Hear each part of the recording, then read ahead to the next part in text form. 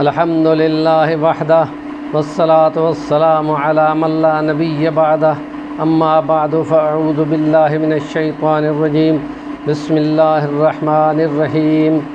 ما آتاکم الرسول فخذوہ وما نہاکم عنہ فانتہوا وقال اللہ تعالی فی مقام آخر والفجر ولیال عشر صدق اللہ العظیم۔ قربانی اضحیہ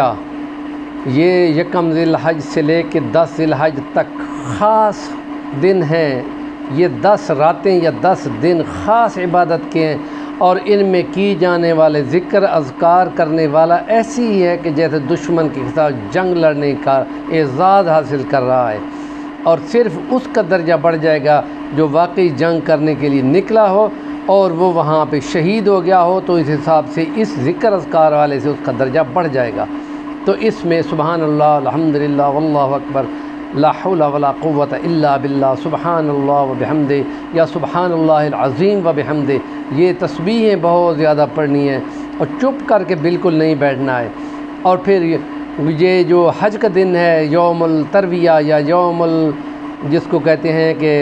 عرفہ، میدان عرفات میں جس کو حج کا بڑا رکن کہا جاتا ہے، وہ وہاں پر رکتے ہیں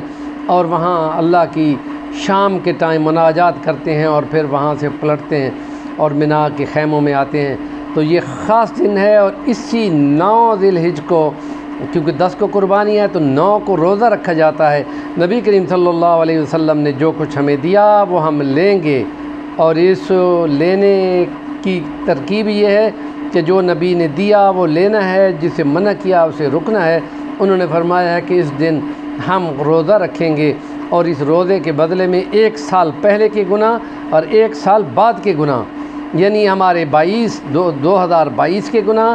اور یہ 2023 ہے، اس سے اگلا ہے 2024، 1 سال 2024 کا اور 1 سال 2022 کے گناہ بھی اللہ تعالیٰ معاف فرما دے گا۔ اور جب ہم دعائیں مناجات کریں گے تو رب العزت ہماری دعاؤں کے انشاءاللہ کبھی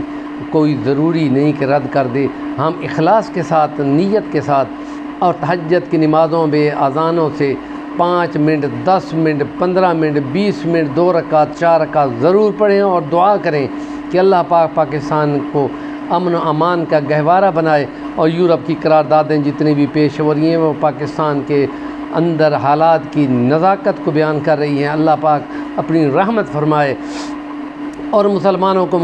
کا محافظ فرمائے، اور کشمیریوں کے حالت کو بہتر کرے، اور برما کے مسلمانوں، شام کے مسلمانوں، لیبیا کے مسلمان، افریقہ کے ان تمام مسلمانوں کی مشکلات کو اللہ پاک اپنے رحمت کے ساتھ آسانیوں میں بدل دے، اور پاکستان کی معاشی حالات اللہ پاک بہتر فرما دے، اور تمام سیاسی اور تمام اسٹیبلشمنٹ اور تمام عدلیہ اور یہ تمام ادارے مل کر بیٹھ کر پاکستان کے حالات کو بہتر فرمائیں۔ اور پھر اس کے لیے ہم نے کہا تھا کہ جب مسلمان محصور ہو گئے تھے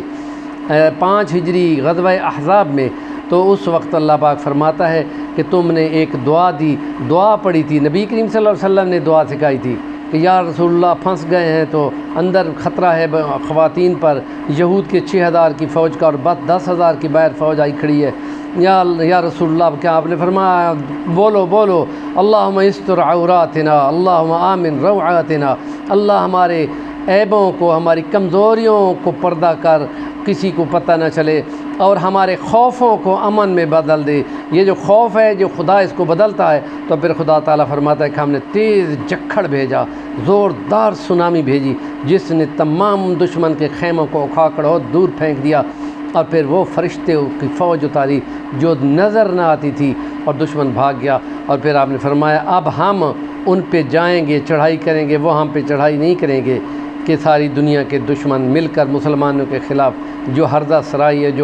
جو مرضی ہے بولتے رہتے ہیں مسلمان تو اسلام کے علمبردار ہیں، اسلام تو ہے ہی پیس اور امن کا گہوارہ۔ اللہ پاک نیکی کی بات کو تلقین کرنے والا بنائے، اور نیکی کی بات کو کنوے کریں کہ صفی الرحمن الوانی چینل کو سبسکرائب کریں اور نیکی کی بات کو فارورڈ کریں۔ جزاکم اللہ و احسن الجزا۔